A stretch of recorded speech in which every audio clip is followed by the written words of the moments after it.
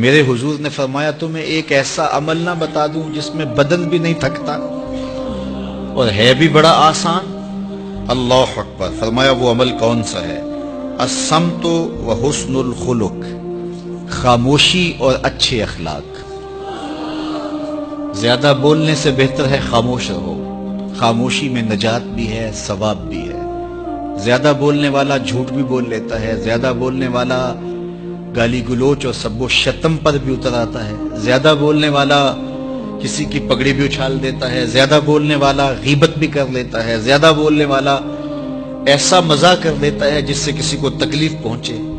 زیادہ بولنے والے سے بہت ساری غلطیاں ہو جاتی ہیں، جو تھوڑا بولے اس سے غلطیاں کم ہوتی ہیں، چونکہ انسان کے زیادہ گناہ جو ہے وہ اس کی زبان کی وجہ سے ہوتے ہیں۔ ایک روایت میں آتا ہے جب صبح ہوتی ہے سارے اعضائے بدنیاں زبان کے آگے ہاتھ جوڑتے ہیں، بی بی تو چپ رہنا، کیونکہ بولتی تو ہے اور مصیبت سارے اعضائے بدنیاں کو سہنا پڑتی ہے۔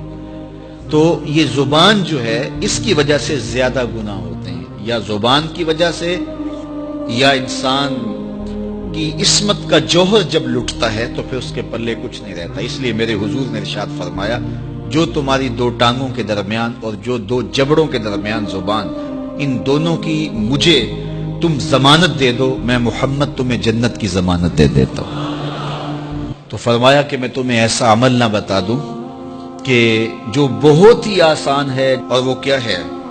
الصمت، خاموشی، وحسن الخلق، اور دوسری بات اچھے اخلاق، رویوں کی خوبصورتی۔ کسی سے ملو تو ہنس کے ملو، کسی سے بات کرو تو لہجے میں نرمی ہو، کسی کی عزت آبرو کا خیال رکھو، بڑے کا احترام کرو، چھوٹے پر شفقت کرو، مخلوق خدا پر رحم کرو، اللہ کی مخلوق پر شفقت سے پیش آؤ، رسول کریم کی امت پر رحم کرو۔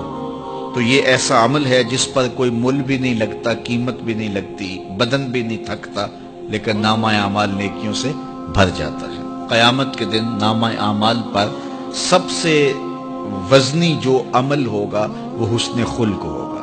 حضور نے فرمایا کہ بیہودگی اور فحش کلام کرنا، یہ سب کچھ جو ہے تو فرمایا یہ اسلام میں سے نہیں ہے، اور بہترین اسلام وہ ہے جس میں خلق اچھے ہو۔ حضور نے ارشاد فرمایا کہ جو حسن خلق ہے یہ گناہوں کو اس طرح مٹا دیتا ہے جس طرح جو مصفہ پانی ہوتا ہے، اچھا پانی ہوتا ہے، وہ بدن سے میل کچیل اتار دیتا ہے، اور جو برے اخلاق ہیں وہ عمل کو اس طرح فاسد اور ضائع کر دیتے ہیں جس طرح شہد کے اندر سرکہ ڈال دیا جائے تو شہد صحیح نہیں رہتا۔ تو عمل اچھے ہیں لیکن بدخلقی ان اعمال کی بربادی کا سبب اور ذریعہ بن جاتی ہے۔